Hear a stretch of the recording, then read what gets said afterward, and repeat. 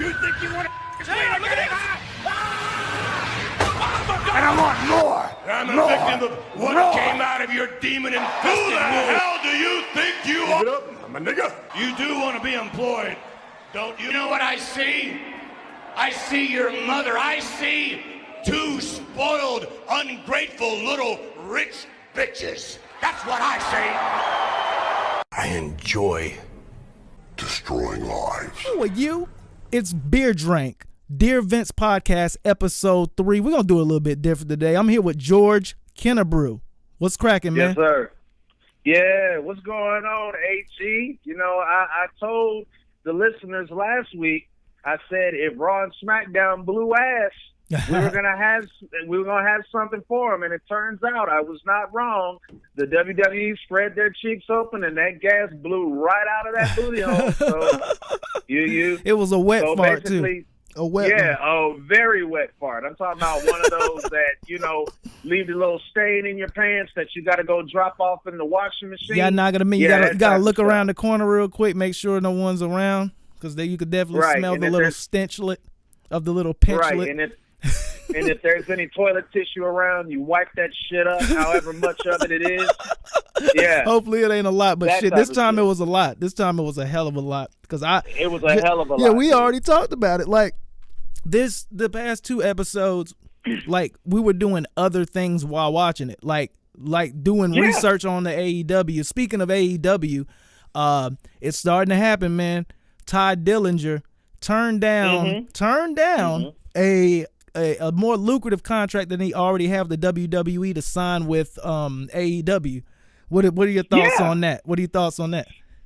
I mean, dude, it was inevitable. I mean, just going back to Double or Nothing in that casino battle royal. I mean, when you saw Sean Spears, as I'll call it now, when you saw Spears even come out to the ring and just looking at his expression and just seeing how he just felt so free. It just felt like, Fire. he had just broken away from, like, I don't want to say prison because, they already used that moniker for John Moxley. But it was basically like he just broke off a stronghold, because that's basically what WWE had on it. I mean, definitely. At first, when they introduced him in the Royal Rumble, back a couple of years ago, they made it look like $1 million. The crowd was going wild. They were throwing up the tins, all of that good stuff.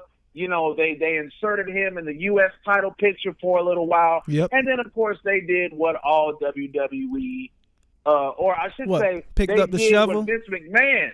Yeah. Yes, they Picked did up the what shovel. Vince McMahon does to all professional wrestlers. And that basically means he, gets rid of them. Picked up that fucking shovel. Picked up that fucking shovel. That's crazy, man. Yeah. Hey, but the one thing that's crazy is I'm thinking this could be really good for him. And I didn't even know, like, truthfully, shout out fucking Ty Dillinger for what do you call it? Working, whatever. He's in phenomenal shape is what I'm trying to say. I didn't know that he was 38 years old. And a lot of these wrestlers, like, they seem to reach their prime at around 35 to 40 years old, which is funny because most sports, the prime is around right at 30. You know what I'm saying? 27 to maybe 33. And then after that, there's a decline. And then the different teams and franchises kind of throw you out. You know what I'm saying? They throw you out back. Mm-hmm. But, with wrestling, like around 35 to 40 is the prime, and shout out to him for knowing his worth and leaving the WWE, like, you know what I'm saying, leaving that shelf, leaving being on the back burner and going to somewhere to where they will actually use him, because I think he'll definitely do well in AEW, and I'm got my fingers crossed, and I'm pretty sure that this isn't even anything that I need to cross him for. I know he's going to leave that 10 shit behind him. Oh, yeah. Oh, definitely, because as good as it was, at first. Mm-hmm. Right. As good as it was at first, when you eventually suffer, the burial treatment that Vince McMahon, or as I like to call it, the defecation treatment that Vince McMahon likes to do to all of his wrestlers, then, it doesn't it doesn't become as valuable anymore. And, leading up to his last few days or months with WWE, it really just seemed like Shawn Spears, or back then Ty Dillinger, was just there to collect the paycheck. Yeah. And I think with him going to AEW, he now has, rediscovered but I was going to say he has now rediscovered his love for professional wrestling. And it's like now he's not just coming to pick up a paycheck. He's actually coming to express his creative artistry in the ring.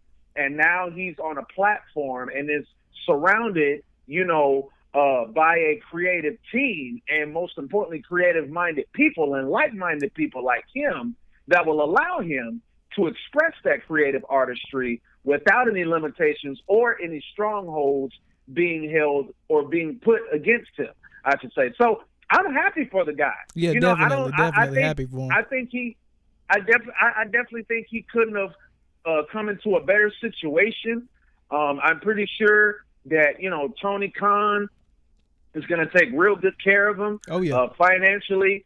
I expect to see Shawn Spears be a vital part of the WWE. Look at me. Look at me. Uh-huh. No, you're not gonna trick me like that, Vince. You're not gonna trick me like that. He's in your head. Nice try. But no, I was gonna say I expect Shawn Spears to be a vital part of the AEW, if not main event scene right off the bat, but the upper mid card. Yeah. Eventually when they create a upper mid card title, I expect Shawn Spears to be right in the running. Yeah, definitely. As the title holder but my for thing, that particular title. Yeah, but my thing, like, even for the fact, I mean, because like I said, I can't wait till they start the weekly show, but just the fact that he will actually get to wrestle, you know what I'm saying? And I'm pretty sure that he's going to be one of those guys that will have a match every week because he can carry a match. He's a great, I ain't going to say great, but no, he is. He's a great in-ring performer. He's charismatic on the mic. He has a good look. And a lot of times, WWE, they do what they do, and him over there is probably gold for them. Like, I could see him as being, I'm not gonna say as far as a top 10, I could see him being a probably number 6, 7 player. Definitely. Yeah, and you know what? With you even saying that, being that AEW is just touching the surface and starting to build its foundation, I should say. That's probably not a bad thing because at least if he is that number 6, 7 valuable player on the AEW roster, I mean, look at the talent, that he's being intertwined with. I mean, you got Hangman Adam Page. You got, Maxwell Jacob Friedman. You got Omega. Kenny Omega, Chris Jericho, John Moxley. The GOAT. Cody Rhodes. Yeah, the very soon-to-be GOAT, Cody Rhodes. You know what I'm saying? Yeah, he's definitely in good company over there. Right. So that's what I'm saying. Like, him, being just, another addition on top of all those other guys is not a bad thing for him. Yeah. And I also think the good thing about him signing with AEW is now he'll finally get a chance to really build himself up to eventually get into that AEW main event scene. Yep. And what I mean by that is he'll have meaningful matches with meaningful stakes because, as we already know, Cody Rhodes and the crew have already, laid it out. Wins and losses are going to matter in All Elite Wrestling. And that's how it should be in any sport. Like, I mean, and that's the thing, that how you like to say that Vince McMahon doesn't like wrestling. And that's the thing is like, okay, when you lose a match, I don't want to see you next week get a better opportunity, Right. And yeah, like, that's pretty much that's a break of kayfabe in itself.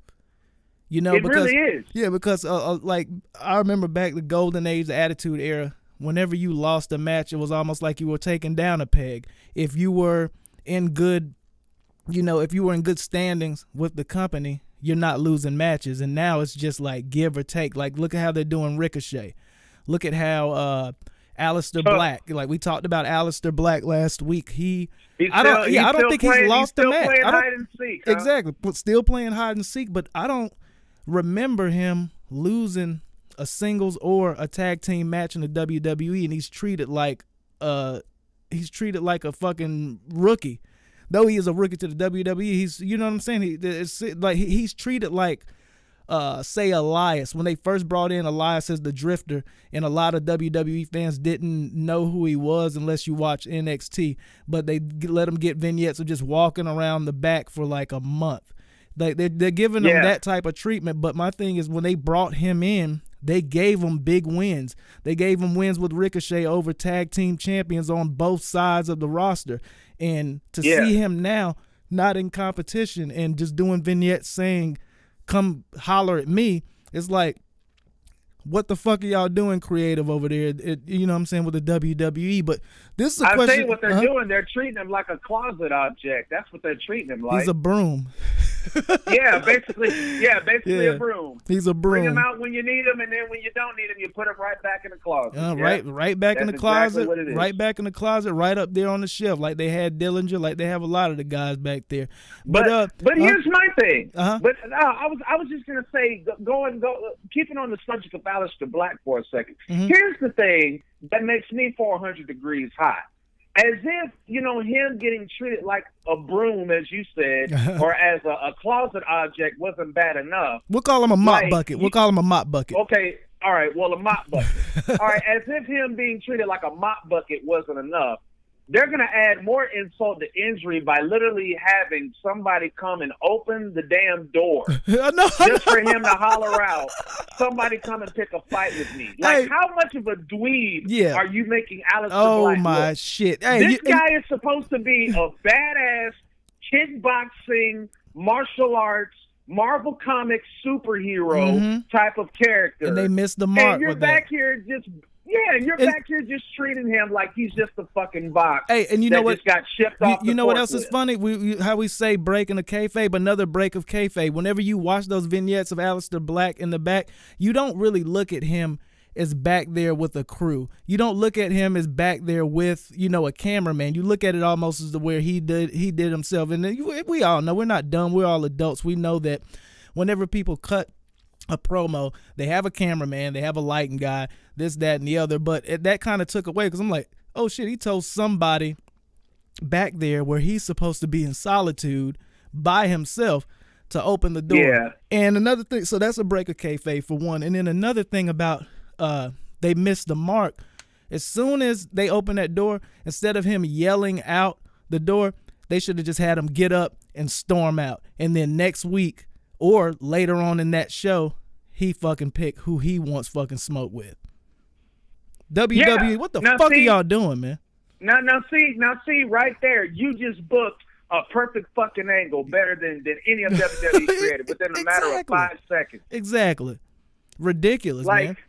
And you know what? And speaking of things that don't make any sense.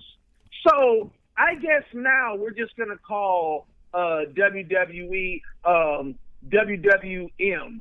And when I mean M, you know exactly what the fuck I mean when I say M. McMahon. We're just going to call it WWE World Wrestling McMahon because it seems like Shane McMahon is the up-and-coming young superstar that's getting the push now. Yeah, he is definitely getting the push. He's the guy. He's the guy. And the fucked up thing about it, he's the guy on both rosters, it seems. You know what I'm saying? Like, Roman Reigns isn't the big dog. Shane is. Exactly. And I think they need to get rid of the whole wild card thing too, with the different because like the wild card, the whole wild card aspect of the universe kind of takes away from both shows. Because I'll put it this way: if Raw was in Atlanta and I paid to see Raw, but then like a week later it's in Columbus, Georgia, some shit like that. You pretty much the wild card is a wild card. You have two different shows to have two different sides of roster on each part, and I think the wild card is just is kind of a spit in the face to WWE fans. It's like, but I'll put it this way: why not get rid of one of them? Why not get rid of one or the other and give us a super shit show every week since you can't fucking... So you know what I'm saying? If you can't get it right, why don't you fucking just combine them together and give us a decent show? But here's the thing, AG. They're missing the whole point of what the fucking wild card is. Yeah. Wild card is supposed to mean unpredictable. Yeah. We're not supposed to know who is going to show up. Yeah, exactly. Or maybe skip a week. Skip a week. Don't even have someone come over from the opposite brand. You know what I'm saying? Skip a week. Then it is. I get exactly what you're saying. Because if this is supposed to be a wild card, and if your perception is like, oh, we're supposed to just be blown the hell away because, you know, somebody that we weren't expecting from the Raw roster is supposed to be coming over to SmackDown. Exactly. But how the fuck are we supposed to be blown away when it happens every week of every single Raw and SmackDown? We expect Sami Zayn's goofy ass to come out there with Kevin Owens. Yeah, and they started off. You're 100% totally right. They start off with the wild card every week. So now the fucking recipe is start off with the wild card, on to the rest of the shit show, and whatever have you. But hey, you know, I got a question for you real quick. But we're gonna keep it down to two superstars. With the signing of Ty Dillinger and what's the real name, man? Let me know again. I keep forgetting. Sean Spears. Sean Spears. I'm going to try to remember that shit and use that shit. Because the Ty Dillinger 10-10-10, it was dope at first, but they ended up fucking that up. But as far as WWE talent currently on the roster, pick two wrestlers, two superstars that would benefit more at AEW that to where it could be a possibility. Not like Roman Reigns, not like John Cena, not like even someone Seth Rollins. You know, someone that you could actually see hopping shit within the next, I'm thinking 6 months. I'll put it this way. What two wrestlers that are in the WWE right now that you see in AEW in 2020? Woo! You like that question, don't you? Yeah, no, that's a good one. And you know what? Being that question is so good, you know, it's gonna, you know, trigger so many different answers that it'd just be difficult to just give you just two. That's the reason why I said two. Yeah. Put you on the spot. This is good. I like this. No, I definitely embrace it. But I'm going to try to do my best to give you the best two that I can come up with. Now, these two that I'm going to say are gonna be curveballs. I'm gonna kind of fuck with your mind. Cool. I'm down for that. These. I'm down. Okay. I'm gonna give you my two after. Go ahead. Okay, so my two current WWE talents right now that I feel like could benefit the most from being in All Elite Wrestling. Number one would be Chad Gable. Chad Gable. That's a curveball. That's a curveball. He just debuted in 205 Live? 205 Live. Wow. 205 Live. Yep. And why Chad Gable? And then get on to your next one. Why Chad Gable in a nutshell and then get on to your next one, then we're gonna get elaborate. Well the thing is, look at him. I mean he's built like $1 million. Yep. The guy's a elite world-class wrestler, and no pun intended. No pun intended, but at the same time, pun intended. But the guy's got, you know, world-class, elite-level skill in wrestling, and I'm not just talking about winning state. I'm just not talking about winning state championships. I'm talking about this guy has been to the Olympic level.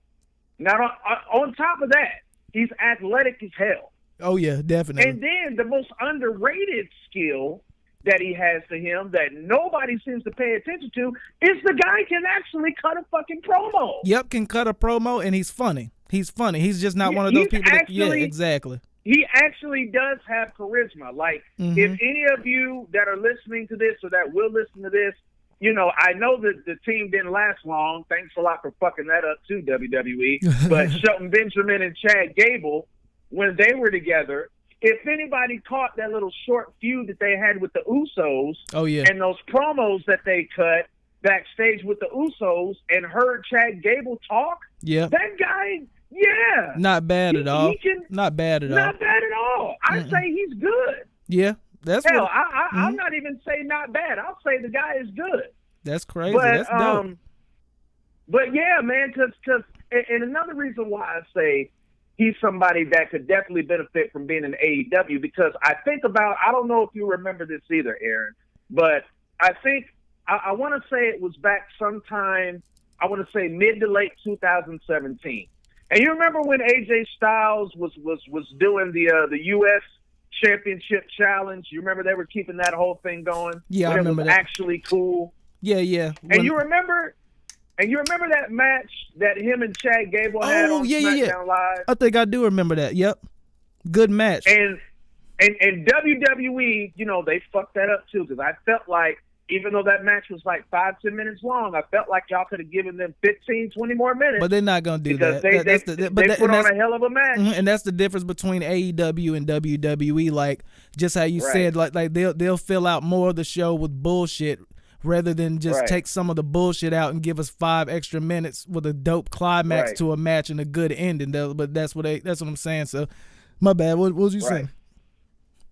No. I was that was all I was gonna say. No, I got you about 100. that. Now, here is my second one.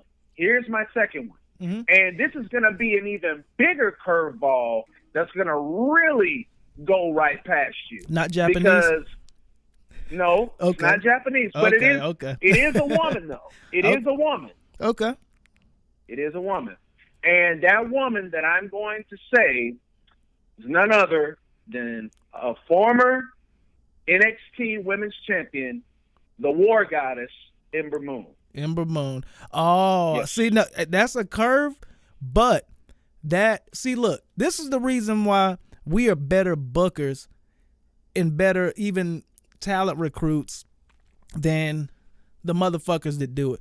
Because to be like, that was way under my radar. She has everything. But this is your pick, so go ahead, man. I ain't trying to damn hijack your pick, but that's a genius. That's a genius one of having an entire roster and picking her. Great fucking mind. Because my thing is with Ember, I look at her whole run in NXT, especially leading up to the time when she won the NXT Women's Championship finally. And even going back to those classics that she had with Asuka in 2017. And, you know, I said this a while back on one of my Lateral Press podcasts, I believe when I was doing predictions for the Shayna Baszler Bianca Belair match. And first off, hey, shout out to Lateral Press podcast over there on, what is it called? Anchor.fm. Anchor.fm. Shout out. 100%. My bad cutting you off. I'm the cutoff king. No, I appreciate that. No, I appreciate that. That's love. But no, I was saying on one of my podcast episodes of the Lateral Press when I was talking about Bianca Belair and the Shayna Baszler match for NXT TakeOver Phoenix. And I said the reason why I thought that Bianca Belair was not going to win the championship right then is because I felt like there were a couple of things missing from her arsenal. And I felt like if she was able to develop those two main things that she was missing, she would be NXT Women's Champion by the end of 2019. And I'm still sticking towards that claim with Bianca Belair that she will have NXT Women's Championship gold by the end of 2019 because she has developed those two major deficiencies that I felt like she needed to develop. And number one, that's brushing up on her promo skills.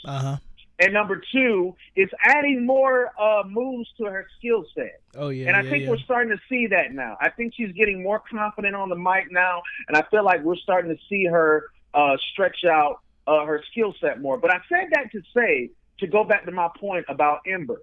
And that's the thing that I feel with Ember. I felt like, okay, even though her skills inside of the wrestling ring are up to par, unmatchable. I feel like her personality and her promo skills are her two main deficiencies. And I felt like, especially WWE Creative, has done an extremely shitty job of not taking time out to develop her as a character, as a presence, not only a presence on TV, but presence on the mic as well. Because I'm looking at her entrance. See, this is how much I pay attention. Yeah, Fire I'm looking entrance. at her entrance, and this is how much I pay attention to detail. You know, all of my WWE wrestling fans out there, and I suggest you all do that too. But this is how much attention to detail that I pay to Ember Moon. So I'm looking at her entrance, and, you know, her entrance is very, very good. Mm-hmm. But the thing that irritates me the most, Aaron, is she fucking screams all the time. Oh, yeah. That's her only... But when she comes out, when she first comes out and she screams? Not only when she comes out, but throughout the match, whenever she gets, you know, beaten up and she's making a comeback or whatever, she's always just doing that roar or whatever. Yeah. And I'm saying, I'm like, is this the best y'all can do, WWE creative, Vince McMahon, in terms of giving her charisma? You know what it almost seems like? Personality? You know what it almost seems like? It's almost like they kind of modeled her character after the Mortal Kombat character. The lady, you remember, was it Sindel or some shit? I forget her name. Sindel, yeah. You know what I'm saying? It's kind of like they market her like that because, and that's her whole thing that's funny. Like, I understand that her character should be somewhat mysterious, but I'm pretty sure she's not a Sabu on the mic. I'm pretty sure that she can cut a promo if they allowed her to. Like, the thing with Ember, it seems like they just won't allow her to cook because they have too much. I'll put it this way. Their main priority, Charlotte Flair, Becky Lynch, now the one Mandy that I Rose. can't stand, Mandy Rose, fucking what's her name, Bailey, and Lacey Evans. Lacey Evans, exactly. And that's my thing, and that's the reason why I was saying to you was like, that was a great pick. And what do those because, 4 women have in common? Oh, yeah, that's right. Oh, not pigmented. pigmented. They're pigment challenged.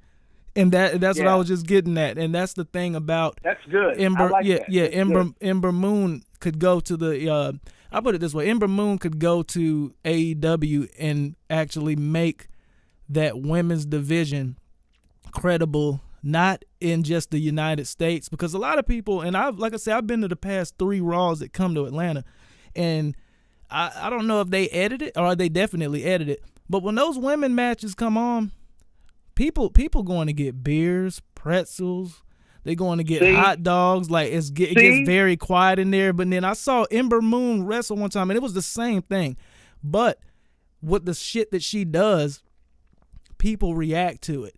And if she's allowed to go over there to AEW, she will actually she could actually change women's wrestling to where, you know, everyone looks at Japan as like women's wrestling in Japan is almost at level with men's wrestling as far as the amount of respect they get.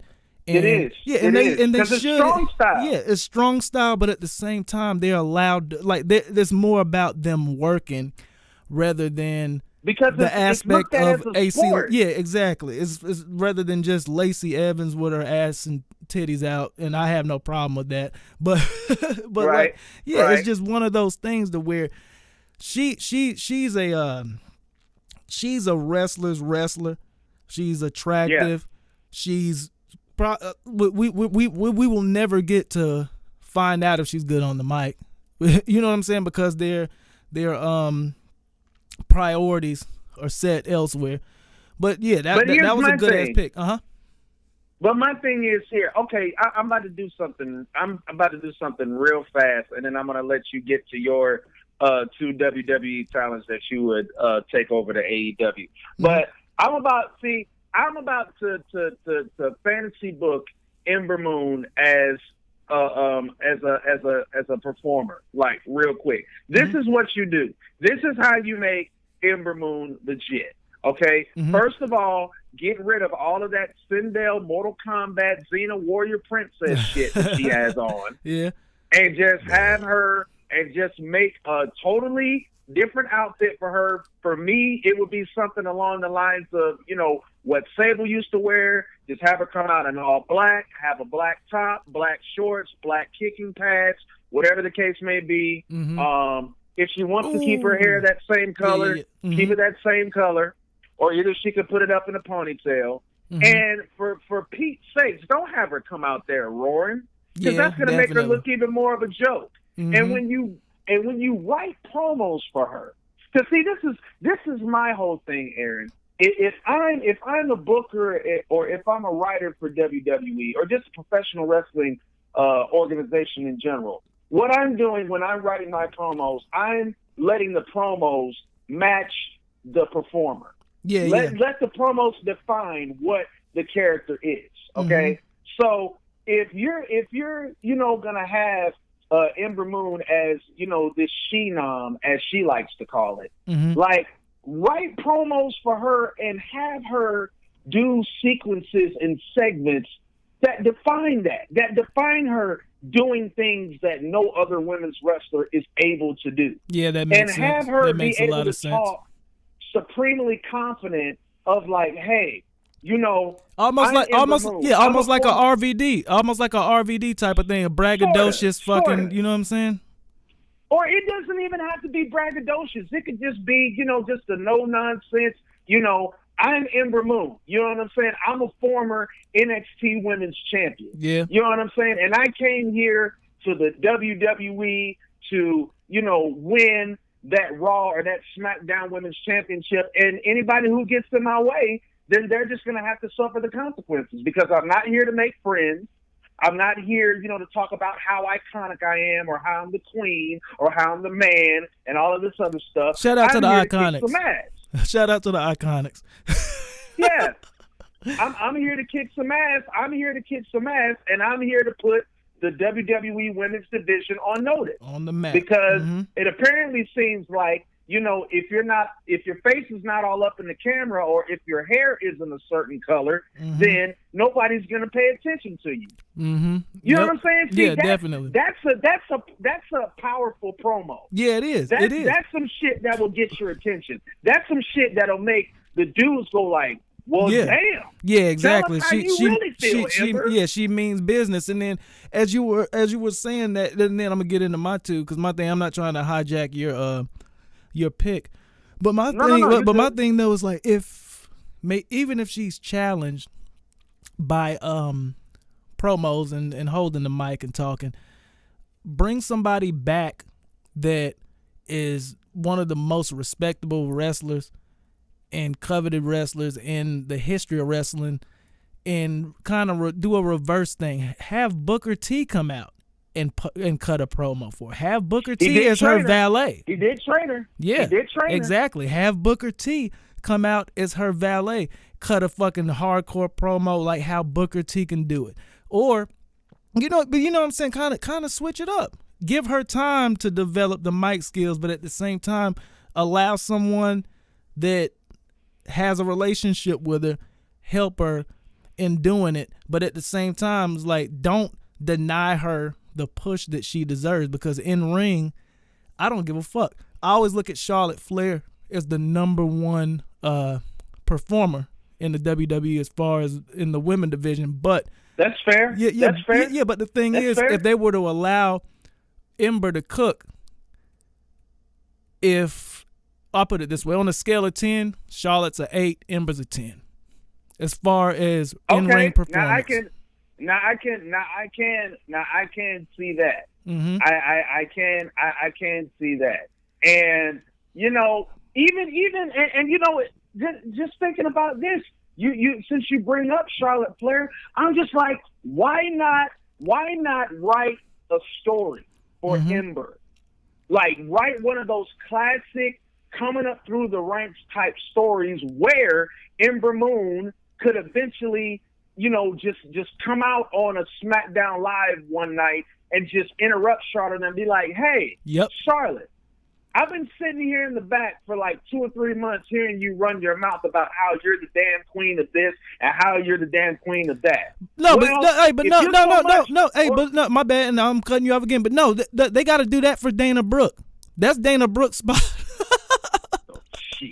Do you remember that? Break. They did exactly what you said that they should do for Ember Moon, that is a phenomenal in-ring performer, decent on the mic. We just don't get to see it as much, but they gave that to Dana Brooke. Man, all Dana Brooke is good for is doing the damn cartwheel and flexing her damn muscles, man. Get the hell out of here. That's about it. But as I was saying, but write a story for Ember to where, like I said, she comes out on a SmackDown Live one night. Don't even play her music.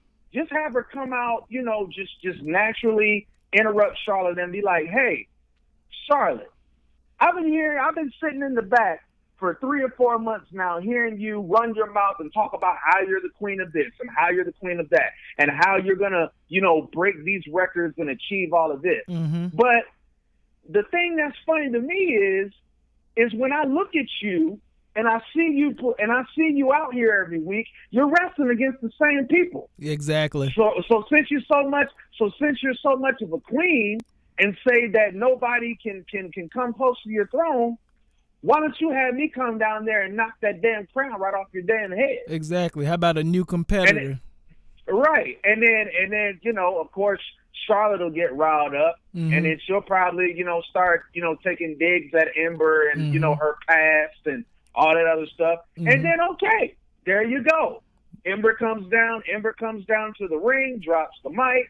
They have a brawl, whoop-de-whoop. And next thing you know, next week on SmackDown, we have Ember Moon versus Charlotte Flair. Yep. But let that match that she has with Charlotte, let that match be the foundation of building her character. Building her character, and also make that match the highlight of the entire show. You know what I'm saying? Yeah, exactly. Definitely do that. Yeah, exactly. That makes a lot of sense, exactly. man. But, man, I'm going to go. All right, but now on to your picks. I'm going to go to my picks real quick, and I'm going to keep mine somewhat short and sweet because I'm kind of on the fence about my second one. But I'm gonna say my first pick, and it's funny because I almost needed to do a little research. I'm the one to ask the question, and I need to do research on my pick. But I'm thinking someone like Sami Zayn, and I know that I know he said AEW before or whatever on Raw, but I think that Sami Zayn is a number one player. Period in wrestling, like his mic skills. I think as far as in the WWE, I think he's top 3 best on the mic. Period in the WWE currently. I can see that. Mm-hmm, and his matches are phenomenal. He can fly. Mm-hmm. Some people don't even know that he used to be a luchador. Right. But yeah, he can fly. He's a good mat wrestler. He's just all around good talent. But the reason why that I say that I would rather see him, and I think that I could see him jumping ship to AEW, is the fact that I don't think that he's ever going to be at the level of a main eventer. Like, I think that as long as Kevin Owens is there, Kevin Owens is going to be one notch higher than him in a way. You know what I'm saying? And I think that if he leaves, like, I put it this way: if he leaves, Kevin Owens will probably fucking follow within 6 months because he's gonna rub it in his face. Like, I'm getting paid this. I'm not working fucking constantly. 300 days a year. Yeah, exactly. And that and the other, and that's what I'm saying. But I definitely think that Sami Zayn would benefit more over there at AEW. And I know Cody's the man.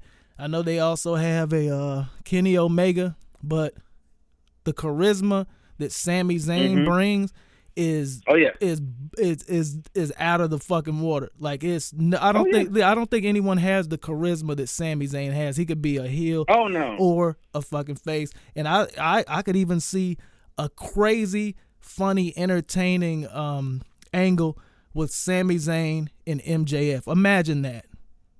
Imagine MJF as the heel. Imagine Sami Zayn as the on the borderline of heel and face. Imagine the comedy. We call that a tweener in the business, I believe. Yeah, exactly, a tweener. Imagine the comedy. Imagine the promos that we would have out of that. Oh my goodness! What? That would be what? insane. Dude, they would have to arrange a third hour just for those two. Exactly, and even imagine the being the elite episodes like that. Oh my goodness, what? Oh shit! What? Sami Zayn on being the elite? Yep. That's 24 karat gold right there, my friend. I mean, hey, if y'all need help booking, his name George Kennebrew, my name it's Beer Drink. Holler at us, man. It's the Seriously. Dear Vince podcast. Because I don't know what the hell y'all on. And hey, my second one, I'll let you elaborate if you would like to. If not, all I'm gonna say is just two names: Shinsuke Nakamura. Shinsuke Nakamura. You know what? But I said I wasn't going to say anything. Shinsuke Nakamura, for the fact that he's been in the game for so long, he has the name over there in Japan, and I think that it would just bring even more credibility to the AEW that is not being used in the WWE. All I got to say, Shinsuke Nakamura. No, and you know what? That is a damn good pick because I've been thinking about Shinsuke a lot. Believe it or not, I just haven't said it or made it known in my conversations, but he's definitely been in my thoughts, especially these past couple of months, being that neither him or Rusev, where the fuck has he been, has not been on TV in a while. But yeah, I definitely feel like somebody like Nakamura over there in that environment to where, he doesn't have to, be too gimmicky and, and I'll tell you this, if that were to happen in 2020, Shinsuke Nakamura going over to AEW, they would treat him or they would let him be vintage Shinsuke Nakamura. Exactly. Like we would. I'm talking about like the New Japan IWGP Intercontinental Champion. Yes, sir. Shinsuke Nakamura. Yes, sir. And that's the difference as far as AEW. Like just how we were talking about Ty Dillinger, still call him by that name, but just how Ty Dillinger is going to have more matches in AEW. I already know that. And the amount of talent that they have in I'll put it this way, it's not going to be like Shinsuke carrying the match. Like Shinsuke could actually have those types of matches because they have a Kenny Omega. They have a Cody Rhodes. You know what I'm saying? They could put them in tag team matches where it would even be interesting with the Young Bucks. Like they have more opportunity to capitalize on his draw in Japan. You know what I'm saying? And as the young ones say now, clout. Like if you need clout for Japan, if you need like fucking kind of old school clout, Shinsuke Nakamura is the wrestling. Like a lot of people, maybe the newer school wrestlers don't look at Shinsuke as, great. Like even my daughter, and she's only like she's 12 years or 13 years old, and she's like, oh, he does the same thing every time, like because the WWE won't allow him to fucking cook. But what you don't understand, us real mixed martial arts fans and wrestling fans, we adore this motherfucker because we know that he can actually grapple. We know that he can actually kickbox a bit, or Muay Thai kickbox a bit, and he was a phenomenal wrestler in Japan. They're just not letting him cook. And as far as clout and as far as just bringing credibility towards the AEW or further credibility, Shinsuke Nakamura is 100% used wrong in the WWE, but in the AEW, he will be a top 3 superstar, and he would retire in the AEW. Give him 2-3 years, he would retire in the AEW, be the first inductee to the Hall of Fame AEW. I call it. I totally believe that 1,000%. But what I was gonna say is that you talk about him being used wrong in WWE. My thing is this. Okay, Vince, you had not one but 2 opportunities to crown this guy, to make him the fucking WWE champion. Yeah, but Brock, no, over Brock maybe? Not even over Brock. I'm talking about with AJ. Oh, AJ Styles. Yeah, AJ Styles. You had at that WrestleMania, and he was at his hottest point too. He was at his hottest point. First of all, you push this guy all the way to Venus.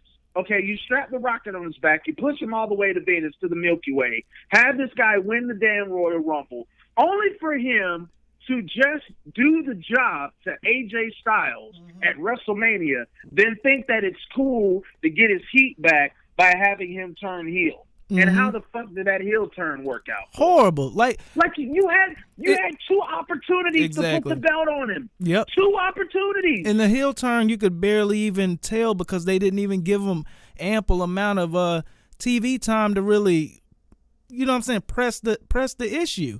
And another wasn't thing, he the damn United States champion at one time? And he was. Didn't they give him some bullshit gimmick called the United States of Nakamura, whatever the fuck that was? Yeah, lame. Like WWE is just lame all out. And another thing that, because I got to grab a beer, another thing that really killed me was the fact that people that don't even understand what they're watching when Nakamura comes out, they did a lot of damage to him, and I think that it was almost I think that it was on purpose. Damage was switching his entrance music to a Japanese rap song. And, I didn't really like that. I just didn't understand it at all because he had, truthfully, the most. He got one of the biggest power, other than like say Finn Balor, for the entrance song, and it was just all like, I don't use the word, but it was like what they call epic. When he came out the normal way, and then they switched it to the rap song, and it just kind of took away from the whole, like, just boom, he's coming out. You know what I'm saying? Him dancing around, him jumping in the crowd, fucking giving the, you know what I'm saying, the crotch shot shits and whatever. And it just took away, and I don't even understand why that was a thing, because he literally had the best entrance in the WWE, and they just changed it totally. I don't get that. And it was, dude, you talk about that Finn Balor entrance being over, like, dude, that Finn Balor entrance didn't have nothing on Nakamura's entrance. Hell no. Nothing. Nada. Nothing. I mean, even Bobby Roode's entrance, like, as good as it was, like, you know, with his theme or whatnot, like, dude, it was nothing like Nakamura. Shinsuke Nakamura's entrance. Nakamura was probably the top, and I'll even put it up there as far as like John Cena. Whenever you hear that shit go, whenever you hear that glass breaking Stone Cold Steve Austin, it was one of the biggest entrance music and walk downs in the past 5 years, and they just got rid of it and gave it a rap song that no one knows what the fuck they're saying. It just didn't make sense. Like, pretty much, I don't know if Nakamura did something wrong or didn't conform, but they buried Shinsuke Nakamura, I think. No, he didn't. He didn't do anything wrong. That's the thing, Aaron. He didn't do a damn thing wrong. And see, here's the even worse part about it. We're sitting up here talking about the guy's fucking entrance song more than his wrestling ability. What the hell is that shit? Exactly. What the hell is that? Exactly, because that. But then we touched on it for the fact that just how my daughter's like, oh, he does the same thing. I'm like, because they don't allow him to cook. We barely saw any fucking exploders from him in the WWE. You know what I'm saying? We literally saw like a couple kicks, a couple elbows, Kinshasa. You know what I'm saying? That's all we saw in the WWE. All because Vince McMahon, again, Vince McMahon hates pro wrestling. Yep. And Vince McMahon probably thought, oh, well, you know, we don't do that strong style over here, pal. We do headlocks and we do reverse chin locks for 15, 20 minutes. But then that's him saying that he likes wrestling in a way, or old school wrestling. You know what I'm saying? Yeah. It's weird. But still, aren't we used to seeing that every week from Baron Corbin and Roman Reigns? Yeah, holy shit. Headlocks and chin locks. Yeah, I'm not watching. Like, we don't want to see rest holds, Vince. We want to actually see fast-paced, high-impact action. Yeah, momentum back and forth, fucking climax, fucking emotion in matches. Like, I mean, I'm keep getting back to AEW. Fucking Cody and fucking Dustin. Like, y'all, like, WWE had both of those guys for years. As soon as they both leave, they put on that. And my thing is, they're both, Cody probably in his prime. Dustin definitely not in his prime. And they put on match of the year. That's match of the year. I don't give a fuck what happened. Or truthfully, I can't. That's going to be a hard one to beat, period. Let me tell you something. From Double or Nothing, I put my top 3 matches because somebody asked me this. I think it was my boy Theo. Shout outs to my boy Theo McQuarrie. But me and my boy Theo were talking, and he asked me. No, matter of fact, I asked him what was his favorite match from Double or Nothing, and he said Dustin versus Cody. Damn right. And I said, you know what? You're right. It's because the emotion of that match. It's good. Not only that, but just the simple fact of, look at the story that they told. Mm-hmm. That was such an intense story that they told. Take nothing away from Chris Jericho and Kenny Omega. Oh, no, that was a good match. Take nothing away from the great Young match. Bucks and the Lucha Brothers. Take nothing away from those matches. Mm-hmm. But, man, it beat. I'm going to tell you something. The walkout to that match, the drama and history of him destroying the fucking throne. That's what sold me before the shit even started. That was insanity. To me, listen, hey, that was great. Yes, I do agree with you. Him smashing the throne with the sledgehammer, that was great. But see, this is the old school, the real old school wrestling fan in me. Like, when you watch the beginning of that match, look at the stare down. Mm-hmm. Look how they fucking stare each other down. Yep.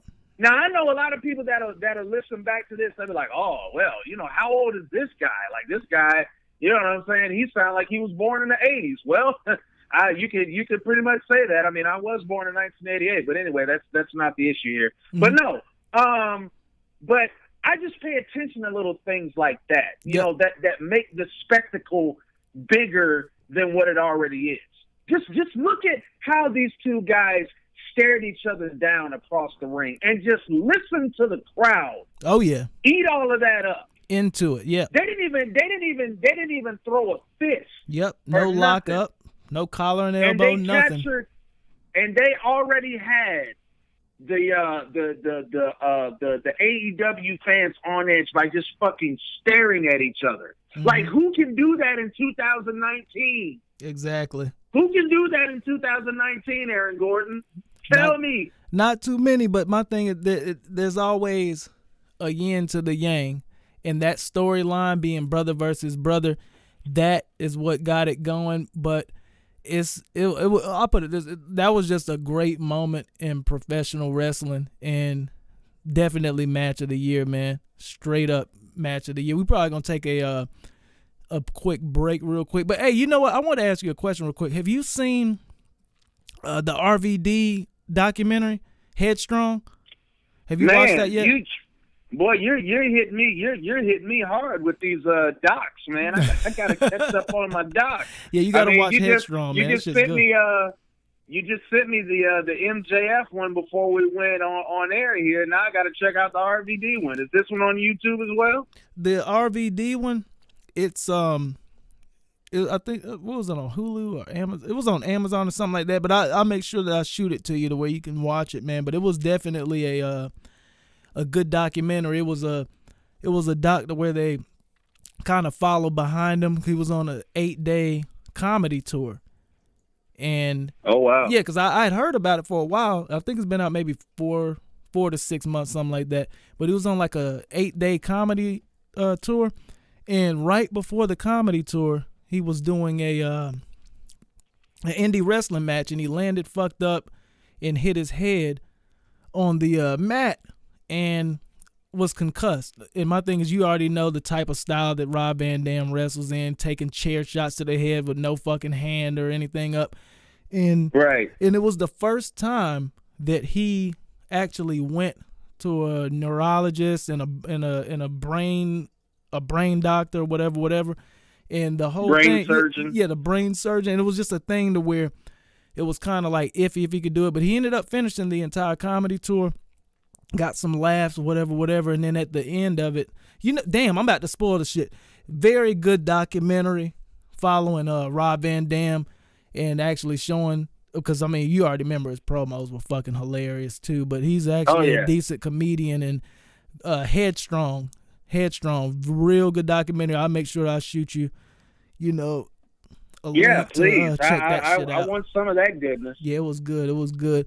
But hey, man, do you mind taking a quick break? Then after that, we're just gonna come back and freestyle. Cause like I said, Raw, SmackDown, not good this week. I don't want to sit here and just bash them. I just want to just talk shit. I just want to talk about 20 more minutes of wrestling shit, and we're gonna go ahead and call it one, man. So far, so good. I'm loving this shit. It is what it is. Yeah. Dear Vince podcast with George Kennebrew. I don't know what y'all doing, but I know what we doing. Right. Hey, WWE Universe, booking. I think y'all need help with that. Email in description. No, they don't think they need. They're just too egotistical to admit it. Mm-hmm. Too busy absorbing that gas that Vince is blowing out of his ass. That shit getting all in their mouth and stuff. Go spray some fucking Febreze in your mouth. Hey, you know, after this intermission, we're gonna start. What do you want to start back up with? Maybe the Firefly Fun House. Or you want to talk about more AEW stuff? Yeah. Let's because I definitely got some stuff to say about the Firefly Fun House, aka the best thing in WWE right now. The only thing.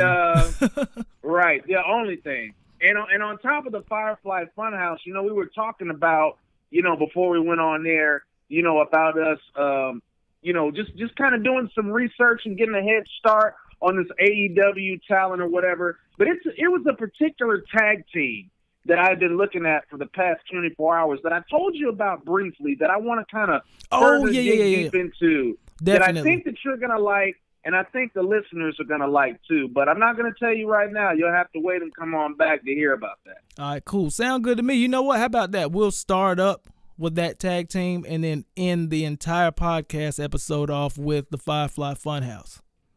That's cool. Sounds good to me, man. We will be right back. Dear Vince, it's Beer Drink, George Kennebrew, Dear Vince podcast. What are we gonna start back off with, man? Or you know, fuck it. I got a question for you, real quick.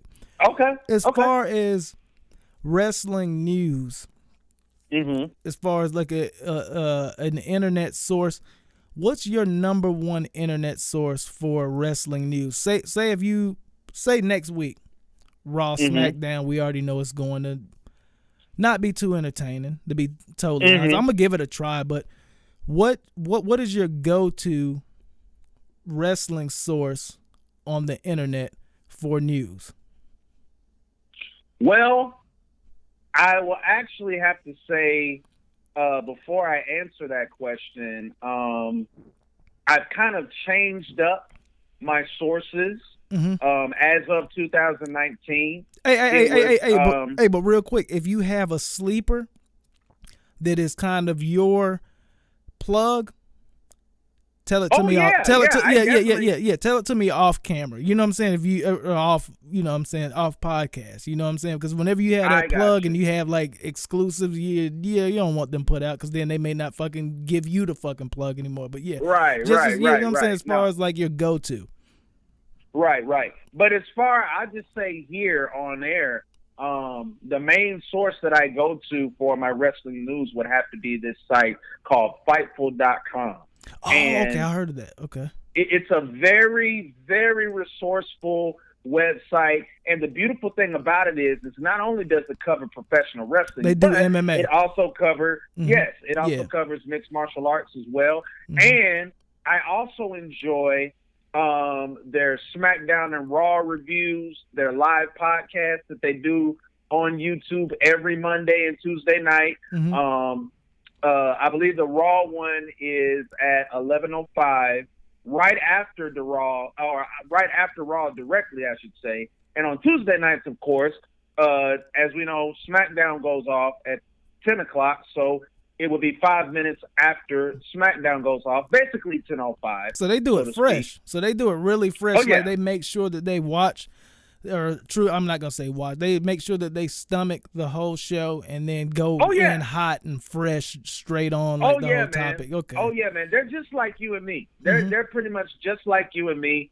You know, they're fed up, you know, with how the product is going these days, and you know, they much like you and me too, they give their raw, unfiltered opinions about it, and that's why I love them and stuff. But yeah, Fightful just as a whole is a great resource for wrestling news. And the thing of it is too is with their news, they do their homework. Mm-hmm. They're not like all these other fly-by-night websites that, you know, just their hear opinion, from word of mouth mm-hmm. and just put shit up for clickbait and all that other stuff. No, this is 100% facts that they tell as far as relaying the news, because the other good thing about it is the people at Fightful, not only are they sources for us wrestling fans, but they also have their own personal sources that they reach out to, so they can make sure they're giving us the cold-hearted facts every time we go in and look up, you know, something newsworthy on their site. But I recommend it, listeners. Fightful.com. You can either go up under, you know, Fightful Wrestling. They actually have actual categories that you can go to find your wrestling news, and they also have exclusives as well. So that's another good thing about it. But yeah, that's my number one. That's my number one source that I go to nowadays. FightfulWrestling.com. Good stuff. And I would suggest that you definitely go check it out too, Aaron. I will definitely. So, because I'm actually subscribed to them on YouTube, and it's funny that you said that. Like, I shot you that MJF documentary. They also had that was the first fight for, and that's another funny thing is the first time me ever even seeing Fightful was last night after watching the MJF, and just me kind of scouring YouTube more to find more MJF videos. It was like one to where I guess one of the main anchors or interviewers from Fightful was in a he was at his hotel, and then they did the whole thing. But I'm definitely gonna check into Fightful. Shout out to Fightful. You know, what do you want to get on now? You want to get on the Firefly Fun House, or do you want to get on? You were telling me about a tag team that I would probably enjoy in AEW. Yes. Let me go ahead and get to that first, and then we'll transition into the Fun House, because I really got to tell you about this young, exciting new tag team that you all are going to get a chance to see in AEW. And ladies and gentlemen, let me tell you, when I tell you these two young men are going to light the pro wrestling world on fire when you see them on national TV for Tuesday Night Dynamite this fall on TNT, can't wait. I tell you no lie. And I was telling you, AG, before we even went on air, or either during the break where we were talking off air about this young team, and I was telling you that as I'm watching them, I couldn't help but notice, in terms of their just in-ring presence and overall charisma, they're kind of like AEW's version of the Street Profits. All of my NXT fans out there, shout out to NXT, for all of my NXT fans out there that watch their weekly programming, of course you all are familiar with the Street Profits, Angelo Dawkins and Montez Ford. But this particular tag team that I want to tell you all about, they go by the names of Mark Quinn and Isaiah Cassidy, but collectively they are known as the Private Party. The Private Party? Private Party, yeah. Got you. Just plug them in real quick. The Private Party. Please, just type in Private Party AEW. And they are under the radar somewhat, because it is not a Private Party highlight video. Let's check that out real quick. And I have it on there. Hold on real quick, see if I can divert it to here. Yes, ladies and gentlemen. Like, let me tell you something. So let me turn that down. Yeah, no, it's cool. I understand. You got excited, when you clicked on the footage or whatever. I get it. Trust me, they'll make you that way. They'll get you pumped.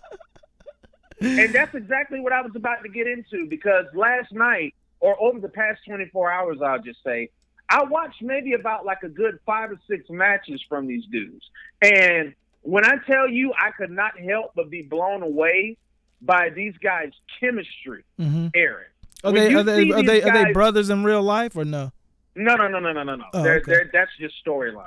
Oh, okay. If anything, they're probably best friends or whatever, just really, really close. Okay. But the one thing that really jumped off the screen to me as I'm watching these two dudes is their chemistry and just the syncopation that they pull off in each of their matches. Because like I was just saying, last night, I found myself watching about 5 or 6 of these matches from the Private Party. And when I tell you, Aaron, when you see these guys, especially like maybe midway in the match where they're doing like all of their big tandem tag team spots, these guys have pulled out shit that I haven't even seen teams like the Undisputed Era or the Street Profits do. That's crazy. That's a pretty big compliment that I'm giving these two gentlemen. And hey, and I have a compliment for a WWE superstar team, the Revival. The Revival do not get the amount of respect that they should get, I think. And of course the Usos, but the Revival truthfully is one of my favorite tag teams in the WWE. Yeah. They're mine too. So like how would you rate the tandem tag team action as far as the team that you're talking about and the Revival and Usos? Are they blowing them out of the water, or are they kind of in sync with those guys? You know what? This is gonna sound like really, really insane what I'm about to say. Say it. Fuck it. In terms of the chemistry and the tandem offense that the Private Party displays, I have to put that shit up there with a high 9, man. Young Bucks? A high Young Bucks status? Young Bucks, not quite up to the Young Bucks status. Not quite. Not quite. But they just don't have. Do they not just have the catalog? You know what I'm saying? Like maybe that there is some shit in Japan or some shit that we haven't seen that like would like kind of sway us into thinking like much. Yeah. It's not so much the catalog. It's probably based off of, you know, in that sense, it would probably be based off the competition. I don't think they've wrestled against that elite level competition yet to really warrant like that 10. Well, that's dope. Just like that high 10 that the Young Bucks have. So if they were to take on the Young Bucks, we have a possible 5-star match in the tag team division. Hands down. Hands down. And you know what? I'm going to check them out after this podcast. I'm going to check this out after that podcast. And truthfully, like this is the first time that I've ever heard about this tag team, y'all. So shout out George Kennebrew again. Like I said, he is the mouth of the South. He is the Egyptian kryptonite. Listen. Yeah. Like I told you in our very first episode of this show, it's time for the people to get enlightened about good professional wrestling. I'm gonna pull the sheets off of them. I'm gonna pull these blinders off of them from all of this sloppy, watered down WWE bullshit that they've been watching over the past couple of months. Drew McIntyre, Shane McMahon tandem. Right. And I'm gonna put y'all up on some real authentic classic professional wrestling. And like you were saying, you know, when the Bucks and the Private Party meet, I am especially waiting on that match because, yes, I will boldly say from now until then, it will be a 5-star match. There will be no way Dave Meltzer could give that match a 5 or below. It's got to be, you know, either 5.5 stars or just a straight 5 stars in general. Because, like I said, in terms of their tandem offense, and like I said, their chemistry, their synchronization as a tag team, you know, I'm sorry, you know, NXT fans, and I got love for y'all and I got love for NXT, but I guarantee you put the Private Party on an NXT takeover right now with the Street Profits, the Undisputed Era, or even even the Revival. You know what I'm saying? You put all those teams on an NXT takeover, and I guarantee you the Private Party will shine. They will shine. Well, I'm telling you. I'm definitely looking them up. I'm definitely looking them up. You know what? And that's the funny thing about it. That's why I love YouTube, man, is the fact that a lot of times, like, you got High Spots, you have the other different websites that like do wrestling documentaries, and like they have like documentarists, I don't even know if that's a word, that put up like people that make documentaries. But you can go on YouTube and like they have self-made documentaries where people just get clips and shit and like kind of voice it over. And those are really entertaining a lot of times, especially in my case, like right here, to where I haven't seen a match from these guys. So I already know that I could just hop on to YouTube and look up, you know what I'm saying, documentary, place their name in there and see exactly what they're about. Same thing as that MJF thing that I shot you, man. Like I said, great job, man. All you fucking YouTube fucking wrestling dorks, and I will fucking put my name in there as one. Shout out. Keep fucking fighting that good fight to spread good wrestling to man. To us. Mm-hmm. Yeah, man, because I'm gonna tell you too. Along with the private party, you know, another one of these, you know, teams that's gonna make an impact in AEW. I'm gonna tell you another team, and I think I kind of, you know, dropped their name very briefly before we went on air too. Mm-hmm. I want you all to look out for this other exciting team called Angelico and Jack Evans. Okay. Now, these guys, they have a little bit more of a different style than the private party. But, again, tag team chemistry, tandem offense, synchronization, all of that, it's pretty equal. Although I will say, again, private party is maybe like a step above Angelico and Jack Evans, just for the simple fact of the that, style. It's more so the fact of everything is just smooth. Who's the more watchable tag team out of the two? I think I already know the answer. I would probably have to say private party. Okay. I'll probably have to say private party. You got me amped up on this fucking team. Yeah. You got me amped up on this team. I'm telling you. But Angelico and Jack Evans, watch out for that team too. When Tuesday Night Dynamite hits TNT this fall, because they're going to be another one that's going to make an impact. And they could eventually, now you talk about the Young Bucks. Mm-hmm. Now, I think, personally, Angelico and Jack Evans could reach that point, mm-hmm. or they at least could be the closest to reaching that Young Buck level.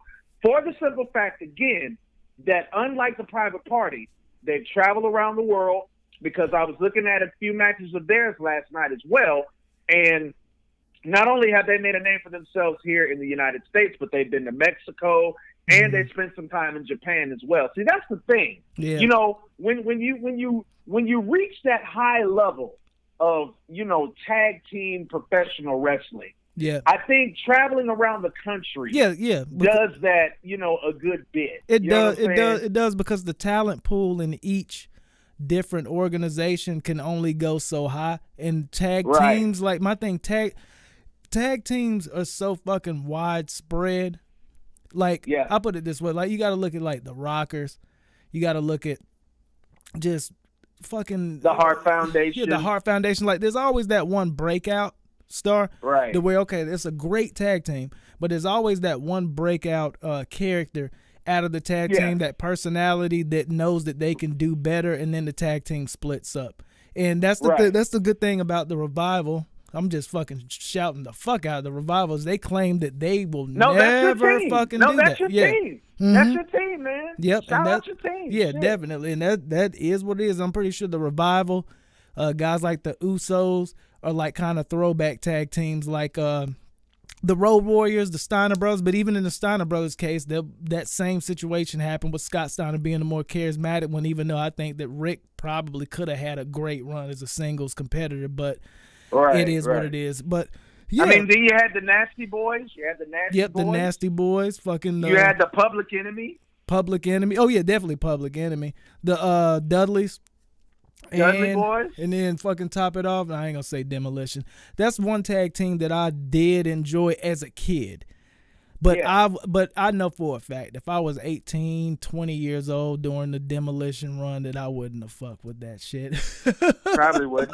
I wouldn't have. Like it's just such a difference between Golden Age and Attitude. Like pretty much from the 80s to 90s to 2000s, like just the amount of like what's put out and where your head's at is just like a total, like it's crazy. Like even the Ultimate Warrior, like I don't give a shit. I put the Ultimate Warrior as my top 5 favorite wrestlers, not greatest wrestlers, but favorite. Yeah, favorite wrestlers of all time. Just because I feel that I'm not like I'm being fake to myself if I don't, because he's the most over wrestler ever to me. Like I love the Ultimate Warrior. Rest in peace, Jim Hellwig. Shout out fucking the Ultimate Warrior. It is what it is. But what do you want? Oh, yeah, the fucking Firefly Fun House. Yeah, man. See, we're gonna have to direct this one. We're getting caught up in this tag. See, I done got you talking about tag team wrestling. Yeah, we forgot about the damn Firefly Fun House. Exactly. And my thing is, as soon as we get off, I'm gonna edit this up real quick, and then after that, I'm fucking running right straight to YouTube and looking up some videos on this tag team you're talking about.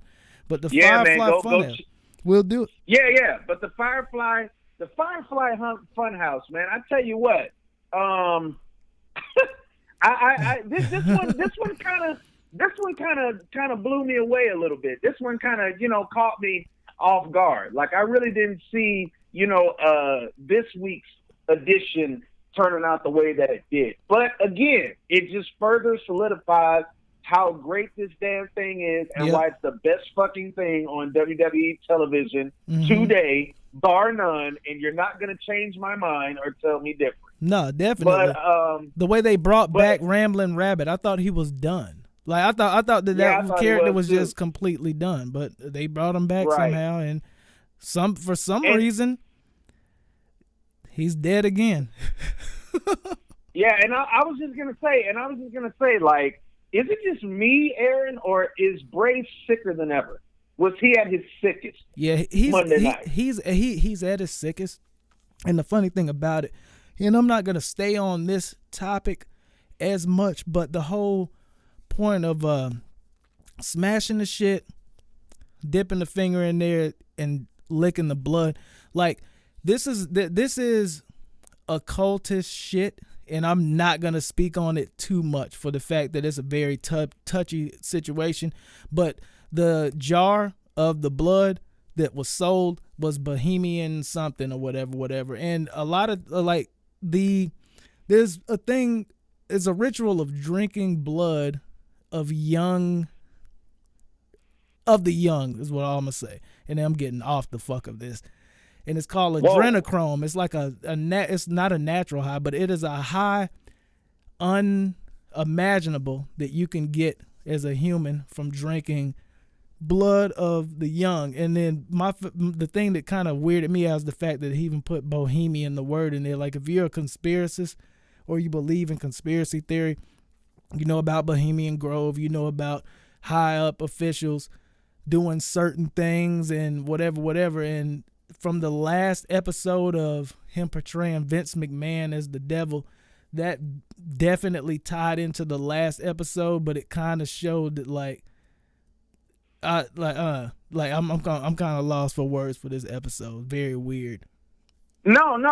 But that, I think that's very important, that you bring up that fact, because I think, that's something that a lot of us could be educated on, because I had no idea that it had that deep of a message. Yeah, as far as adrenochrome and drinking blood.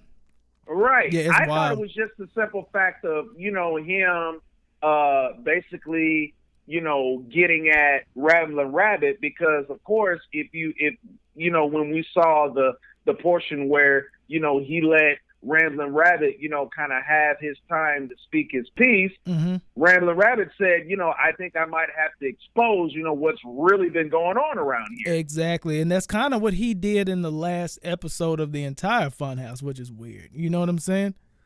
Right. Very weird episode. And just as far as the adrenochrome portion of the episode, have you ever seen Fear and Loathing is it Las Vegas or some shit? Watch. I want to say I've heard of that. Yeah, or you may even saw it because it was a while back.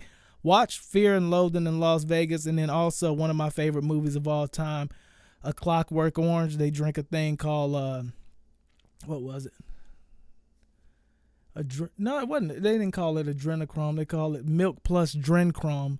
And the drenchrome was their version of adrenochrome, which is like an adrenaline-inducing blood drink that they would drink, like just high up people. Like it's insane. And like I said, my thing is I don't want to embed myself into that type of talk because it's in the conspiracy podcast, guys. This is a wrestling podcast, but the more you know about this conspiracy shit, like don't fucking sway away from looking up things that would kind of weird you out, because a lot of the symbolism that we see, the what, not a cross, but what do you call it? The star of whatever that they fucking put on there, like all this shit is for a reason. It's very weird, man, and I'm just surprised that Bray's allowed to cook this way. I'm surprised that he's allowed to cook this way. It's pretty much Bray is like cooking in an Instant Pot. He's using a pressure cooker. Like he's letting you guys know everything within 3 minutes of a vignette, and it's insane. Yeah, because like I said, I just looked at it as, you know, when he killed Brandon Rabbit again and drank his, and you know was drinking or tasting the jelly or the blood or whatever the hell it was. I just thought of it as like, oh, you know what I'm saying? He was basically, you know, getting him for what he was about to expose. Yeah, that was going on in the Fun House. Yep, and it is. And I think that was all just a part of the plot. Yep, that's part of the plot, but that, like I said, man, it's insane. But that's my thing. Like I was so just weirded out for the fact that, like, okay, he's tasting the blood and shit. I'm like, wow, that's weird. And then with the last show being so blatant, I just looked at it as like, holy shit. I pretty much the following episode, which was this one, I was just looking for anything to where he fucking had smoke for this like weirdo conspiracy type thing, and I only gravitated towards that. But it was that, and it was just very weird. Like this, I think Vince just knows what he's doing on this issue, but I think, oh God. That was a good one. Yeah, it was. That was a fucking snarf from fucking Thundercats. He said snarfing. Nice. Well, yeah, I think Vince is just giving him creative control, and this is their saving grace. Like, this is one of those things that's undeniable, and I love the fact that whenever they show the vignettes of the Firefly Fun House, that they make sure that they pan it out to the crowd looking at it, and it's silent. Everyone's just looking at the damn Titantron and just soaking everything in. Yeah. Mm-hmm. Yeah, it's definitely it's definitely something very refreshing, but you know, very captivating all at the same time.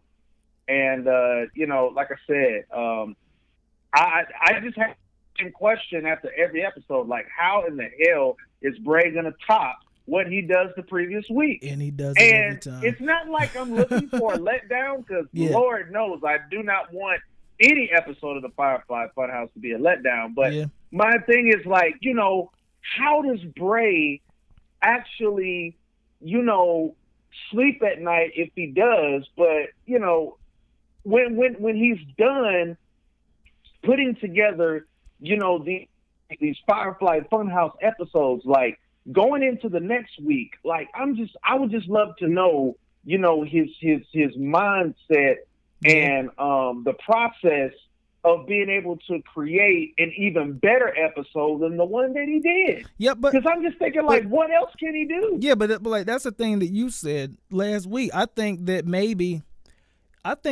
he's approaching it like a book. Like, because you remember last week you said that, like, no, that, like, they're not pre-taped so much. They're not like weekly pre-tape, like, you know what I'm saying, a week in advance. I think that maybe he's like wrote a book sort of deal of maybe beginning, middle, climax, end to the entire thing, and he knows that a little bit before the climax that he picks whoever is the victim. And I'm thinking that he may like actually wrote it like a book, and he may have 2 or 3 of them already, like, just because I put it this way, it's not about the reaction of the crowd or the fans. He's getting a story across, and I think that may be his thing. And like, cause he's a genius, like, to be totally honest, like, as far as wrestling, I think he's a fucking genius. And I think that I think that he's written this entire angle as a book, but he's allowed to put out and produce to us a chapter every week. So he already knows the final outcome of it. You know what I'm saying? That's what right. I get out of it, because he's showing a whole lot and putting out a lot of information. I definitely feel like all of it is leading to a certain objective or a certain point that he doesn't want to reveal yet. Mm-hmm. And I think we're vastly approaching him getting to that objective or that point. Because my thing is, he's tweeting too. Like, he's tweeting, like, the tweets are almost like kind of, I ain't gonna say subtitles, but like the tweets are almost like little accent sentences in between the paragraphs. So, you know what I'm saying, in the chapter, right? Because he tweets little random cryptic things that kind of correlate with the last episode that go into the other one, and they make no sense. But then after you watch the current one, you look at that tweet and it kind of makes sense. And that's where the genius comes in Bray Wyatt. I think that he really knows what the fuck he's doing with this angle. Shout out Vince McMahon. This is the Dear Vince McMahon, or the Dear Vince podcast. Shout out for letting Bray cook. Let the other niggas cook too, man. We like wrestling. Stay the fuck away from the Firefly Fun House, Vince. Mm-hmm. Please. That's my only advice to you. Stay the hell away from the Firefly Fun House. This has been going great so far. We don't need any of your damn suggestions. Bray has got this. Thank you very much, Dear Vince Podcast Management. 100%. Like, seriously. But I was gonna say, man, the only thing left now is just to see the Fiend again. Yeah. My thing is like, something tells me, whether it's next week's episode or the week after that, we're gonna see the Fiend again. Something is leading to the Fiend reappearing. Like physically on the show, you think? Maybe he'll pick his victim or the person he's trying to deliver or some shit like that, or what? Maybe either physically showing up live on Raw, or either, reappearing on the Fun House to let us know that he's vastly approaching appearing on Raw. Yeah, and that's a good assessment, because he kind of showed the whole host of the show thing, and then kind of getting angry when he bashed fucking Rambling Rabbit, someone that was going to kind of expose it. So yeah, it would make sense for the Fiend to actually make his physical debut on the actual show and maybe terrorize, because real quick, Aleister Black is on SmackDown, right? Right. Never mind that one. But that would even be a good, you know what I'm saying? That would be a good angle. Have him but then at the same time, they show the Firefly Fun House on SmackDown. Ooh, that's a dark ass angle, is it not? You have Aleister Black saying that you want smoke. Why are they showing Firefly Fun House on SmackDown every week after we've already seen it on Raw? That could be where we're going. And then even them opening the door, the light. Let me think. This is something that we'll elaborate on next week. You know what I'm saying? See, you talk about me. See, you talk about me. Look at Mr. CSI over here, Mr. David Duchovny over here, X-Files.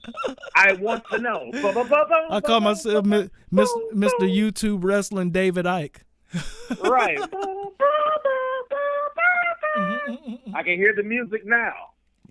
Yeah. The shit's interesting, man. It really is. AEW, thank you. To be totally honest, because you're making us pick out the very small, intricate, entertaining value that the WWE's putting out on a weekly basis. Right. Which is the Firefly Fun House. I'm not going to sit there in front. Like, they don't have anything but that. But at the same time, the anticipation of the AEW weekly show. Which will be the kicker. Tuesday Night Dynamite. Tuesday Night Dynamite is going to hit you real. It's going to hit you real hard, man. And like I say, just like I'm encouraging you, I'm going to try to encourage, my other people that are true blue wrestling fans like us to check out some of these talents. Because I'm telling you, man, definitely. The AEW's got the diamonds in the rough. If you want to know where the diamonds in the rough are, they are in All Elite Wrestling. Yeah, you know what I'm saying? Definitely. And one thing, no shade as far as calling these people diamonds in the rough. That's just fucking WWE booking and WWE creative not understanding what the fuck they have. Exactly. Because let's not get it twisted either. Okay, WWE has got some pure gold superstars too. Okay. Like the Seth Rollins and the Ricochets and the Kevin Owens and the Sami Zayns and the Ember Moons and the Andrades of the world, they don't fit this equation. Yeah, we're talking about a certain guy that's the son of a certain guy that has a certain amount of power and a bunch of Jordans, and a bunch of Jordans. Right, and a bunch of damn Jordans. These are the people that we're talking about, okay? Yeah, among some others, all right? But we're not discounting the new age talent of the future that WWE has. Y'all do not fit this equation whatsoever. At all. But what we're trying to say is basically AEW is basically doing the smart thing that WWE should be doing, and that is building the superstars of today. And that's why, and I believe that's why, when you see these talents perform inside the AEW ring, it's gonna give you that sense of like this is where the future is. The future is indeed now in AEW. Yep, the future is there, definitely. It is, and another thing about it is that nobody knows who the hell these guys are. That's the beautiful thing about it. It's the beautiful thing, but at the same time, it's the power of the internet, because for the past 10 years, the internet has been the driving force, truthfully, for entertainment. Like, I don't really watch TV like that, and the fact that the AEW was smart enough to instead worry about doing promotion for a TV show. I mean, I know that they're going to have a weekly TV show, and you almost need that to be a wrestling company if you one of the big boys. But the fact that they use the internet for the being the elite, that was a kicker. Like, we don't get that. Like, the most that we get for the WWE universe is following these motherfuckers on Twitter and knowing that Seth Rollins is fucking Becky Lynch and shit like that, and like the drive arounds they're on the WWE network that you have to pay fucking $10 a month. And 365. Yeah, and all that other shit. Yeah, 365s and but the one thing that I will say that I definitely enjoy WWE is the round tables are really dope. I like those, but. Like, are you talking about what is it? The round tables, like the table. What is it? The table for three, whatever. Yeah. I call it round table. Yeah, table for three. Like the last one, I think it was Dolph Ziggler. It may have been that dude that just signed. No, I don't think it was the dude that just signed. And Ricochet, but like they got good ideas. But the best thing that you can do, as far as promoting an event is make it free on YouTube, because everyone's on YouTube. And yeah, Cody is a genius. Fucking the wife, Brandy, is a genius. Because my thing is, like, maybe some of the fucking decisions made could have been her call. You know what I'm saying? Been. Yeah, and been. Yeah, and my thing, AEW is doing everything right. I'm loving it. And just how you said, like, you reminded me, oh, what about the Being the Elite thing? And I'm like, oh shit, that's like the vlog shit. And I love watching vlogs of shit that I'm fucking interested in. Like, I do a lot of camera shit and whatever. And I'm like, shit. Yeah. I just watched Being the Elite last night, and it was funny. Crazy good episode. And I missed 2 of them. Watched them straight through. Great shit. It is what it is, man. Mm-hmm. Yeah, man. Yeah, man. That's what that's basically, you know, what it's all about, man. It's just basically getting, you know, your audience, or the audience that you're trying to create, I should say, to buy in. And sometimes you can't only just do that on a fucking network. Yeah, that you exactly. gotta pay $9.99 for, you know, every other month or whatever the case may be. Mm-hmm. Like you said, sometimes that's why a couple of episodes ago I talked about visual promotion. Yeah, exactly. Because a lot of people, yes, even though the WWE Network is a thing, and even though it is popular to a certain extent, everybody does not have the access to WWE Network. Mm-hmm. But what do they do have access to? YouTube. Yep, and that's the whole thing. Look, this is like I said, we're gonna go ahead and fucking finish up the podcast. I'm gonna let you have your final remarks, but at the same time, just what you said, it's like everyone doesn't have access to the WWE Network. However, right, people with access to the WWE Network are either 1, huge wrestling fans, or 2, True. They've bought into the WWE Universe brand. Therefore, I will dedicate myself to pay $10 a month for WWE Universe, WCW, and everything else that they own, in order to just watch it. And being a startup company, being the AEW. But my thing, if WWE cared about their upcoming events, fuck the people that are already there. You're there more so to promote the next event, not the legacy of the WWE, not all of the vault footage that you have in there. Do something more like AEW. AEW is building a dynasty. WWE already has that dynasty, and they are taking it for granted. They are. They really are. And that's why I feel like, you know, with using that platform like the Being the Elite, I feel like that's going to be, in my opinion, the driving force of what's going to make Tuesday Night Dynamite as successful as it is. Exactly. Because you won't have to go the full week. Right.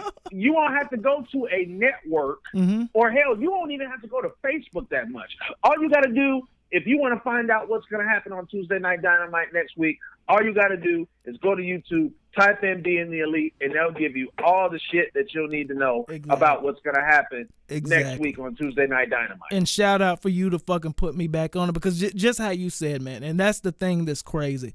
Like, events, like me, I didn't watch Super Showdown. We are not going to get on that. Fuck that. But like, okay, look, how about this? How about this? Listen to this real quick. WWE has a new belt, the 24/7 belt, correct? Yes. They don't have coverage throughout the week, Wednesday, Thursday, Friday, Saturday, Sunday, with no pay-per-view.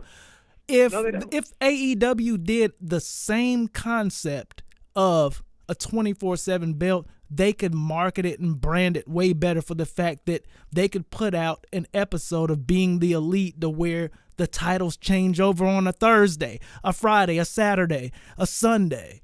You know what I'm saying? Yeah. Like, if WWE is going to introduce a 24/7 belt, we need 24/7 access on the wrestler that's holding the 24/7 belt. And this is me being exactly. And it's me being dorky, but my thing though, it's also me being Booker. If you want that, cameras on at all times. There are people that vlog their entire life for 7-8 hours in a day. If you are the 24/7 champion, you need to vlog constantly. Yeah. To show that belt's around your waist.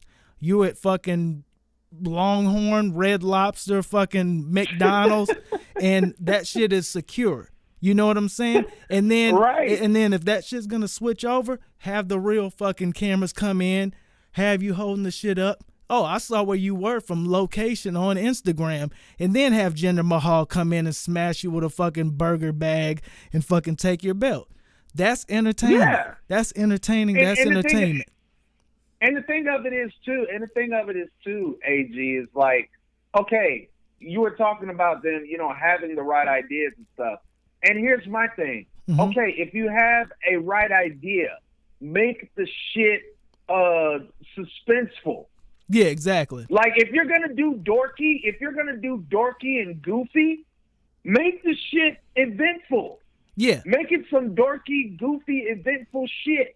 Yeah, but don't have it right. But don't half-ass it by just making these motherfuckers run around after each other for 2 days out of the damn week. Yeah, and then all of a sudden, on a certain day, change the title, and then we have to and then give it right back. What the fuck? Yeah, not only give it right back, but we have to find out all the way till the next week. Yeah. Changed. That's exactly what I was saying. If there's a 24/7 belt, there should be 24/7 access. It doesn't make sense. Like don't be dumb. Like you're shooting yourself in the foot. Man. Be smart, man. Hey, WWE booking.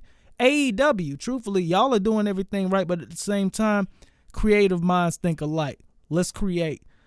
I'm Beer Drink. This is George Kennebrew. Do you have any fucking final remarks for this podcast? All I'm going to say... I'm ready to watch that video you sent me. Oh, yeah, and I'm going to let you... I'm going to let you get to it. Because I'm ready to watch the rest of this damn Maxwell Jacob Friedman shit. Word up. I want to say this real fast. Mm-hmm. WWE fans, jock sniffers, dick suckers, sympathizers, all of you guys, get with reality, okay? Competition is coming. An alternative is coming. Definitely. October 2019. And the name of it is called All Elite Wrestling, and the name of the show is called Tuesday Night Dynamite, okay? That's what's and up. If you do not see that there is something new and something fresh on the horizon, then why the fuck are you watching wrestling in the first place? Exactly. Okay? Or even if you are watching wrestling and you don't recognize it. Like, why are you letting Vince McMahon and all his band of nubs hypnotize you and blow your whole head up with smoke? Hey, if you watch WWE and you're entertained by this, like, how does your day go, bro? Real Seriously, shit. Though. Like, who are you? Seriously, like, how are you? What kind of person are you? If that, like, what if there's a person that's been watching Raw and SmackDown for the past 2 months and they can't wait for Monday right now? Like, literally right now, they can't wait for Monday. Right. There are people like that. They really are. But like I said, in closing, WWE fans, marks and all, just realize there is an alternative coming in October 2019, and it's called All Elite Wrestling, and the name of the show is called Tuesday Night Dynamite. And I dare you all, do yourself a favor, okay? Go whenever the show is advertised, or better yet, after the show is advertised, look it up as a program for the next day. Go ahead and hit reminder, and just take the risk.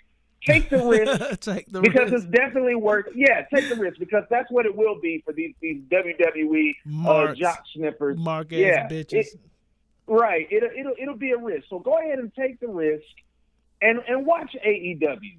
And you tell me from the level of in-ring action, storylines, characters, whatever the case may be, just the whole authenticity of that organization. You tell me if WWE doesn't know that they're breathing down their damn neck. You tell me. You're damn right. You tell me that. Hey, and when you tell me that, and when you tell me that, and once you tell me that, I guarantee you, y'all will be like, you know what?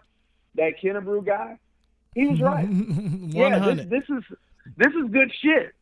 AEW, this is good shit. I guarantee you, those Shout two out to words AEW. will come out of your mouth. Word Good up. and shit, because that's exactly what it's going to be. And that's pretty much all I have to say. So good shit. Yeah. Dear Vince Podcast. Or, Yep. you know what? Everything that you said. Or you can wait till the year 2020, maybe January, maybe March, and wait until your favorite WWE superstar doesn't show up on Raw or SmackDown anymore, and they're on the AEW brand. By the way, the XFL is going to fail, you fucking dick. Idiot. Anyhow, it is what it is, but it ain't what it's going to be. It's Beer Drink with my homeboy, George Kennebrew. The voice with the choice. Dear Vince Podcast. Vince, you need us. You need us more than we need you. I thought I needed a WWE contract, but you need us. You do. Who are you? Who are you?